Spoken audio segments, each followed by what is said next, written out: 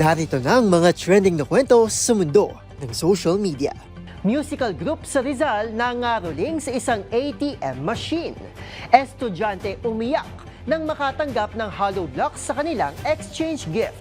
Video ng babae na patagong nag-take out mula sa kinakainang Only Samgyup, umani ng magkakahalong reaksyon mula sa netizens. Mababang kalidad ng national ID muling pinag-usapan sa social media. German engineer kauna-unang wheelchair user na nakapunta sa space. Pag-phase out ng analog TV sa Mega Manila. Kasado na sa November 2026 ayon sa NTC. Olivia Rodrigo napaulat na hiwalay na sa aktor na si Louis Partridge. At concert ng My Chemical Romance sa Pinas ipinagpaliban sa November 2026.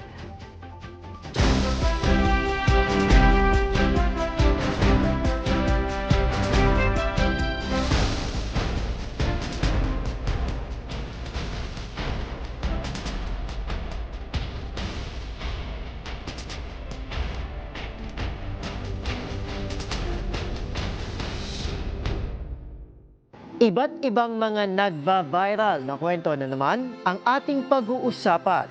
Mga trending sa social media na tiyak hindi lang nakakaaliw, kundi maring kapulutan din ng aral at kuminsan ay makabagbag damdamin din.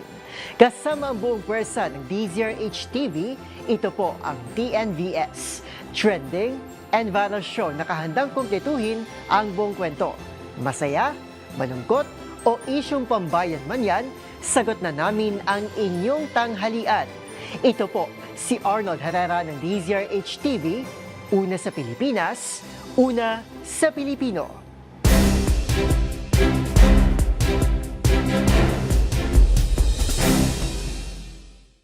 Para sa ating unang trending story ngayong tanghali, ngayong panahon ng Kapaskuhan, paniguradong marami na naman ang nangangaroling sa pag-asang maambunan ng grasya o ng munting aginaldo.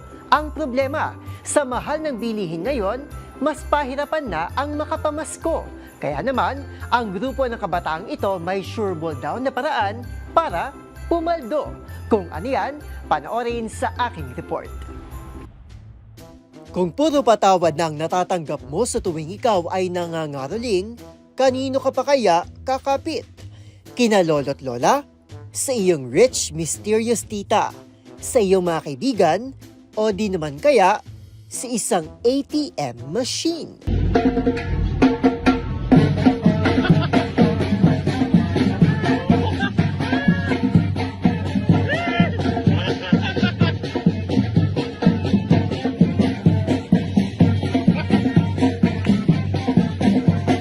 Yan lang naman kasi ang pinunterya ng magkakaibigang miyembro ng isang musical group sa Tanay Rizal na Tribu Malipayon na umaasang papaldo ngayong Pasko.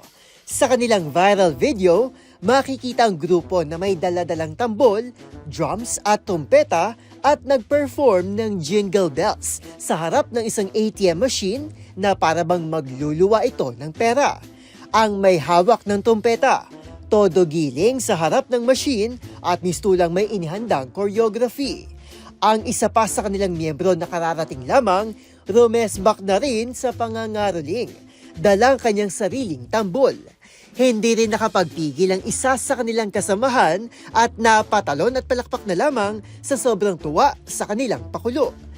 Biro ng netizen na si MP Rendon, ang sino man daw na magtatangkang gumamit ng ATM ay walang kawala at siguradong mapipigaan ng pera. Ayon pa sa iba, kapit lang sa pangangaroling, lalo't malaki raw talaga ang bigayan sa mga ATM. Yun ay kung hindi daw ito tatawad. Pumalo na sa higit 7 milyong views ang viral video sa Facebook. Para sa DZRH TV, ito si Arnold Herrera. Una sa Pilipinas, una sa Pilipino.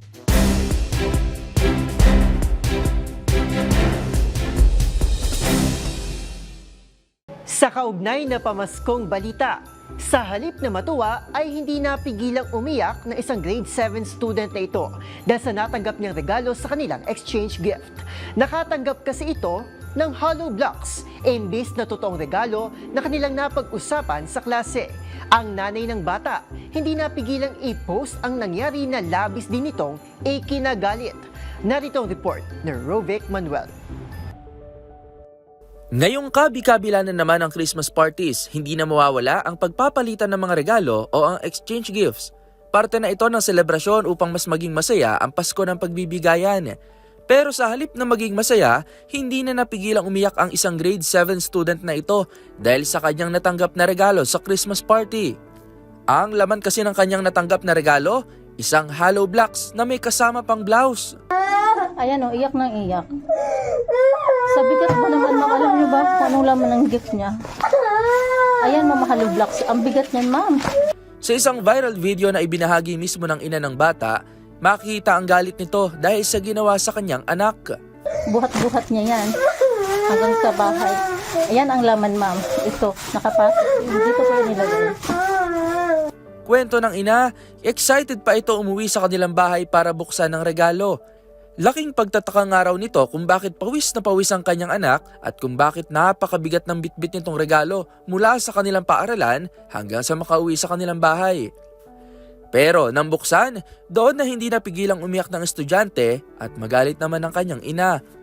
Maraming netizens naman ang nagalit tulad ng kanyang ina dahil sa nangyari.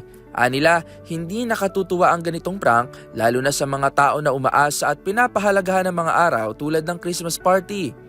Sa kabila nito, sa isang update post ng kanyang ina, masaya na ang naturang bata dahil sa mga netizens na nagbigay at nagpadala ng maraming regalo para dito. Maraming salamat po sa nagbigay po nito. Appreciate ko po to. Maraming salamat po. Para sa DZRH TV, ito si Rovic Manuel.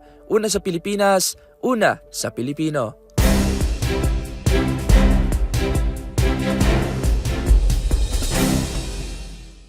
Sa ating sunod na istorya, viral ang video na isang grupo ng magkakaibigan na kumakain ng unlimited samgyupsal kung saan makikitang isa sa kanila na patagong nag-take out ng kanilang in-order na karne. Ang eksenang ito, mabilis na pinuna ng marami habang ang iba, dinepensa naman ang naging kilos ng dalaga. Ang samut-saring reaksyon ng mga netizen sa report ni Rose Babiera. Yung pagkain sa mga restaurant na nag-o-offer ng unlimited na pagkain dahil paniguradong mabubusog ang lahat sa halagang abot kaya. Isa na nga riyan ang samgyupsal. Sulit ito dahil bukod sa maraming side dish, samut-saring meat ang pwedeng masubukan ng mga customer. Pero, para maiwasan na masayang ang stock ng mga produkto, mayroong mga bagay na kailangang sundin sa mga samgyupsal o Korean meat houses. Una na nga riyan ay hinihikayat ang mga customer na umorder lamang ng kaya nitong ubusin. Karamihan kasi sa mga restaurant na ito ay may umiiral na no leftover policy, kung saan may karampatang leftover fee kapag ito ay nalabag. Pero ang ibang customer, wais at tila nilalamangan pa ang mga restaurant. Kagaya na lamang ng viral video na ito kung saan huli ang isang dalaga na nagtatabi ng beef strips na hindi pa luto sa isang container sa loob ng kanyang bag. Hindi malinaw kung sadya ba ito ng babae o sadyang hindi na nito maubos ang in-order. Sa video, nagtatawanan ng magkakaibigan sa ginawa ng isa pang kaibigan na humakot na ng 3.5 million views sa TikTok. At ang mga netizen, magkakahalo naman ang reaksyon. Depensa ng isa, binayaran naman daw ito ng customer. Dagdag pa ng isa, para sa isang tao na kaunti lang din kumain. Fair o patas lang daw ang mag-take out. Diit pa niya mag-uuwi lamang siya ng sapat sa kanyang binayad at hindi naman uubusin ang karne mula sa restaurant. Pero mabilis naman itong sinalag ng isa pa at sinabing unfair ito sa negosyo. Dahil paliwanag niya ang presyo ng Eat All You Can ay sakop lamang ang mga pagkain na kakainin sa oras na iyon sa loob ng establishmento. Dagdag pa niya, malinaw na hindi ibinebenta ang karne para i-take out. Hindi rin natuwa ang isa pang netizen sa reaksyon ng magkakaibigan na tila proud pa sa ginawa. Hindi naman napigilan ng isa na ikumpara ang naging asal ng dalaga sa nagaganap na korupsyon ngayon. Nakakatawaan niya na galit ang tao sa korupsyon at sa mga korap, pero siya ring gumagawa ng parehong pandaraya sa maliliit na paraan. Para sa DZRH TV, ito si Rose Babiera. Una sa Pilipinas, una sa Pilipino.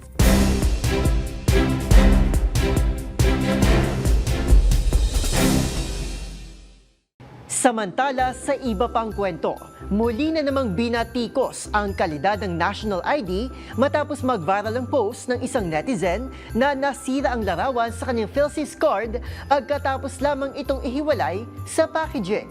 Ang hinaing ng mga netizen sa kalidad ng serbisyo. Balikan sa report ni Mili Borja.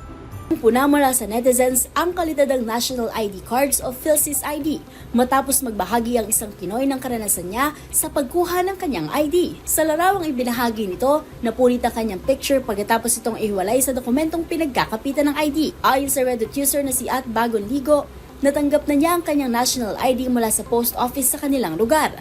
Nakadikit ang card sa isang dokumento para sa seguridad at binigyang instruction ng mga tatanggap na maingat itong ihiwalay. Pero pagkatapos niyang hilahin ang ID, natuklasan niya na bahagi ng card, partikular ng kanyang larawan, ay nag-peel off at lumipat sa papel. Umani ang post ng 924 upvotes at 160 comments, karamihan ay may kaparehong reklamo. Ayon sa isang Redditor, hindi niya raw malalaman na available na ang kanyang national ID kung hindi siya personal na nagtanong sa post office. Patunay umano ng sobrang bagal na proseso. Nagpahayag din ng galit ang ilang Reddit users. Ang national ID system ay nilikha upang magkaroon ng iisa at opisyal na identifikasyon para sa mga Pilipino na nagpapadali ng mga transaksyon sa pamahalaan at pribadong sektor, kabilang ang enrollment sa paaralan at pagbubukas ng bank account. Noong nakaraang Agosto, muling hinikayat ng Philippine Statistics Authority o PSA ang publiko na gamitin ang Digital National ID na may kaparehong bisa bilang patunay ng identity. Maaaring makuha ang digital version sa eGov.ph app ng mga nagpaparehistro na sa PhilSys. Para sa Deezer HTV, ito si Mili Borja, una sa Pilipinas, una sa Pilipino.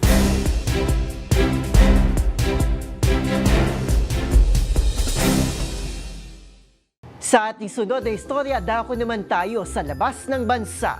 Umukit ng isang kasaysayan ang aerospace engineer mula Germany na siyang kauna-unahang wheelchair user na nakapunta sa space. Sa isinagawang take-off ng Blue Origin, nagawang marating ng engineer ang Kármán line na itinuturing na boundary ng ating space. Ang historic journey ni Michaela Benthaus, panoorin sa report ni Dustin Bayog. Gumawa ng kasaysayan ng German aerospace engineer at isang person with disability na si Michaela Benthaus. Ito ay matapos marating ni Benthaus ang Kármán Line, ang internationally recognized boundary in space na naka-wheelchair na siyang kauna-unahan sa buong mundo.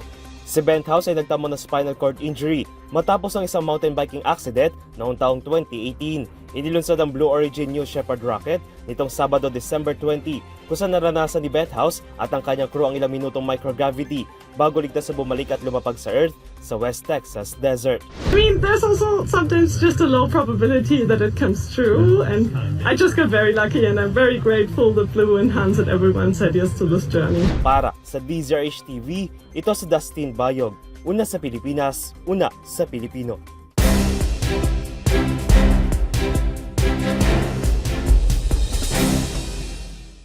Sa iba pang kwento, out with the old and in with the new. Malamang nostalgic para sa ilan ang nakaabot ng analog television o yung mga TV na kinakailangan ng mga antena, kung saan may mga moments na ina-adjust pa ito sa ating mga bubong sa tuwing bumabagyo o malakas ang hangin para lamang magkaroon ng signal. Ngunit sa kasamaang palad, inanunsyo na ng National Telecommunications Commission o NTC ang pag-phase out o shutdown namang ito sa Mega Manila sa susunod na taon. Ang iba pang detalye sa report ni James Galange. Minsan nyo na rin bang pinukpok, inalog-alog o di naman kayo pinagdasalan ang inyong mga analog TVs para lamang magkaroon ng signal? Habang meron namang moments kung saan nakipagsapalaran pa sila tatay at kuya sa malakas na bagyo o di naman kayo sa malakas na hangin para lamang ayusin ang tena sa taas ng bubong. Ngunit ang dahil sa pag-usbong ng teknolohiya ay may mga bagay na kailangan na rin magpaalam. Inanunsyo na kasi ng National Telecommunications Commission o NTC ang pag-phase out o shutdown ng analog television sa Mega Manila, ang pinakamalaking market ng media at telecom sa buong bansa. Sa inilabas na circular ng komisyon, bibigyan ng 12-month timeline o panahon para sa lahat ng analog TV station sa Mega Manila na mag-shift sa Digital Terrestrial TV Broadcast o DTTB. Ito yung pambigyan daan ng pagpasok ng digital television kung saan sa isinagawang survey ng NTC, tinataya na sa 80% na ng TV broadcast sa Mega Manila ang nakakasakop nito. Paliwanag na NTC, ang paggamit ng digital technology pagdating sa broadcasting ay ang mas pagtiyak sa mga TV industries na mas maging competitive at makapagbigay ng mas magandang serbisyo sa publiko. Kabilang na riyan ng better viewing experience, mas magandang signal reception at mas maraming palabas na pagpipilian ng mga manonood. Nagsimula ng 1-year timeline noong November 21 at sa susunod na taon ay magsisimula ng i-shutdown ng mga analog TV stations sa National Capital Region o NCR, Rizal, Bulacan, Cavite, Laguna, Pampanga at Bataan. Samantala, sa kabila na mataas ang market price ng mga digital TV ay kinukonsidera pa rin ng pamahalaan na mayroon pa rin mga mananatiling analog TV stations. Kaya naman, magbibigay ang gobyerno ng assistance programs na pangungunahan ng Department of Information Communications Technology o DICT, katuwang ang Presidential Communications Office o PCO at NTC para ang mga gumagamit ng analog TV ay maaari pa rin makapanood sa kanilang mga telebisyon. Para sa DZRH TV, ito si James Galange, una sa Pilipinas, una sa Pilipino.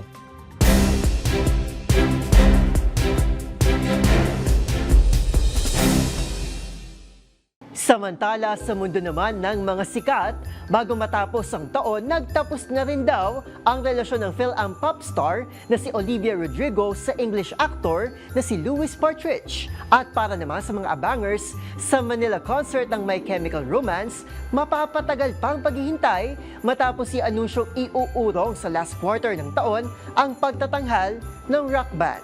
Narito ang report ni Showbiz Angel. After 2 years of dating, hiwalay na raw ang film singer na si Olivia Rodrigo sa English actor na si Louis Partridge. Batay sa reports, nakumpirma ang hiwalayan ng dumalo ang driver's license hitmaker sa party ng singer-actress na si Lily Allen at noon di raw napigilan maging emotional ni Olivia nang maikwento ang kanilang break-up. Kung matatandaan, kasama pa ni Olivia si Louis nang bumisita sa bansa last year para sa kanyang Guts concert tour. Samantala, heto para naman sa Pinoy fans ng My Chemical Romance, postponed ang much-awaited concert ng banda sa bansa. Batay sa anunsyo ng American rock band mula sa original schedule na April 25, iniurong sa November 14 ang The Black Parade concert sa Philippine Arena. Pagtitiyak naman ng banda sa fans, maaaring magpa-refund ang mga nakabili ng ticket na hindi makakadalo sa rescheduled date. Maliban sa Welcome to the Black Parade, ilan pa sa mga pinasikat na kanta ng My Chemical Romance ay Helena, I'm Not Okay, I Promise at Famous Last Words. Para sa DZRH TV, ito po ng Showbiz Angel. Una sa Pilipinas, una sa Pilipino.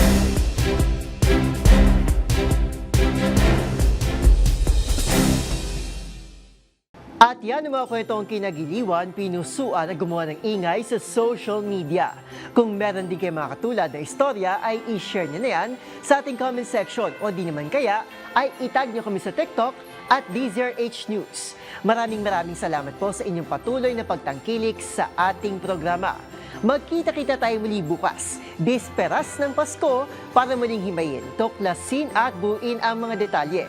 Para kapag nakita mo ang viral video na may nag-share, ikaw na mismo ang magdaragdag ng mga impormasyong nalaman mo sa TNVS, Trending and Viral Show. Muli ito po si Arnold Herrera, una sa Pilipinas, una sa Pilipino.